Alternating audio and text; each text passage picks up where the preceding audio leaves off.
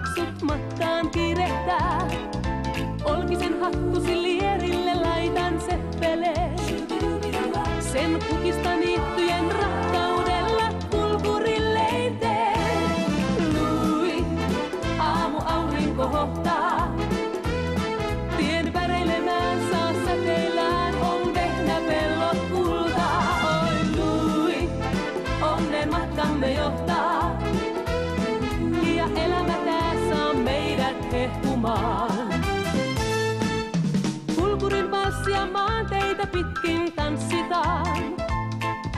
Sirkkujen lailla me viulua soitetaan ja lauletaan. Tuntea saan me kanssasi lui tämän maan. Sen pieniä teitä eksyneitä kahden kuljetaan. Lui, aamu aurinko hohtaa. Tien väreilemään saa säteillään on vehnäpellot kultaa. Lui, onnen matkamme johtaa. Ja elämä tää saa meidät hehkumaan. Oi, oi, oi, lui, aamu aurinko hohtaa. Tien väreilemään saa säteillään on vehnäpellot kultaa. Oi, lui, onnen matkamme johtaa. Ja elämä tää saa meidät hehkumaan. Oi, lui, aamu aurinko hohtaa. Tien väreilemään saa säteillään on vehnäpellot kultaa. Oi, lui, onnen matkamme johtaa. Ja elämä tää saa meidät hehkumaan.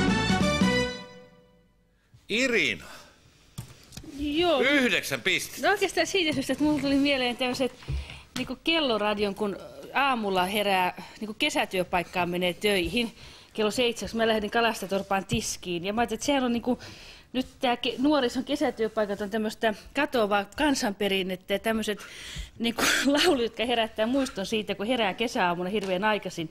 Ja on oikeastaan väsynyt, kun on niin nuori ja on niin kesä, niin on hirveän hyvän tuulinen, vaikka menee jonnekin hirviö työpaikkatodellisuuteen, kloorinhajuun ja kitumaan pienellä palkalla. Niin mä ajattelin, että tämmöinen, kun jos jollakin joskus on ollut kesätyöpaikka nuorena, niin sehän on kauhean positiivista ja nostalgista, niin sitten tälle katoavalle kulttuurille annoin nämä 9 pisteet, kun se niin elävästi toi mieleen nämä herätykset. Oli aivan luonteva selitys 9. Mikäs sulla on selitys 8?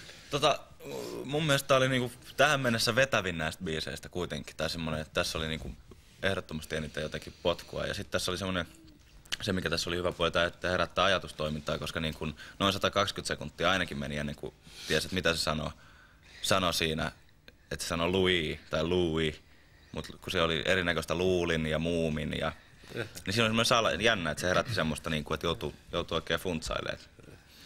Mutta ei kun kyllä mä tykkäsin tästä, mun mielestä tässä oli veto. Raimo tykkäsi myös. Ilman muuta, ja tässä edelliset kriitikot ovat tuoneet oleellisen esille.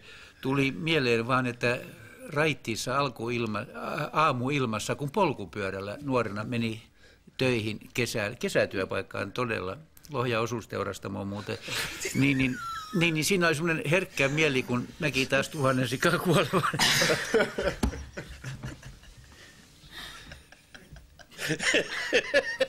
Anna tulla vaan rohkeasti. Ei kun anteeksi, mä en tarkoittanut tätä, mutta semmoinen huoleton meno, kerta kaikkiaan. Aivan. Ristiina. No häiritsi se, kun ei yhtään ymmärtänyt alussa, että mistä ihmeestä se laulaa. Ja sitten kun se just selvisi, että se oli Louis, niin sitten rupesi häiritseen se, että miksi se voi laulaa jostain suomalaisesta, kun siellä oli kerran vehnäpellotkin kultaa ja kaikkea muuta. Minkä siihen olisi saanut? En tiedä, mikä siihen olisi oikein rimmannut, mutta... Semmoista... Lauri, joo, mutta se on Lauri. No Lauri, joo, no. Mitäs Lauri Rantanen tähän sanoi? Joo, no Lauri sanoi, että tässä mulla tuli mieleen kanssa joku, kun mä olin Kalastajatorpaan patatiskissä, niin siellä taas mennyt... ollut siellä? Olen, siellä taas mennyt varmaan ihan hyvin joskus 7-18 vuotta sitten. Sä oot siis Irinan kollega, jolta ei molemmat ollut tiskissä. Onko se? Joo. Patatiski oli miesten työpaikka. Tällaisia biisejä nyt varmaan tehdään tälläkin hetkellä monta eri puolilla Suomea. Se oli Eija Kantola ja sai suosiollisen vastaanoton ja suuret 36 pistettä. Tämä on suomalainen sävellys Mika Toivonen tehnyt ja Lari Sailo on runoillut tämä ja Puhakka sovittanut. Se oli oikein hieno. Otamme pienen